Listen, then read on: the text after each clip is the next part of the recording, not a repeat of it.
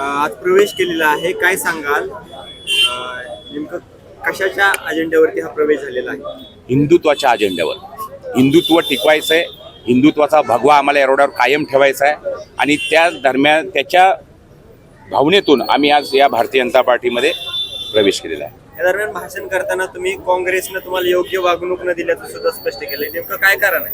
काँग्रेसकडं वागणूक देण्याचा विषयच नाही आहे. एरोड्यामध्ये काँग्रेस संपलेली आहे आणि संपलेल्या काँग्रेसबरोबर जर आम्ही बोलणी करायला बसत असो आणि त्यांच्या निर्णयाची वाट बघत असू, ते आमच्यासारख्या निष्ठावानांना जमणार नाही आणि त्याची वाट बघत बसणार नाही. म्हणून आम्ही आज हा निर्णय घेतला की आपल्याला आज हा भगवा कायम ठेवायचा आहे आणि त्या दृष्टिकोनातून आम्ही आज या ठिकाणी मी प्रवेश केलेला आहे.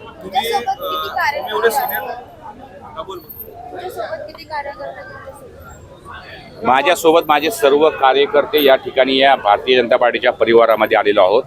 कुणीही याच्यामध्ये नाराज नाहीये, सर्व आम्ही एकत्र आहोत.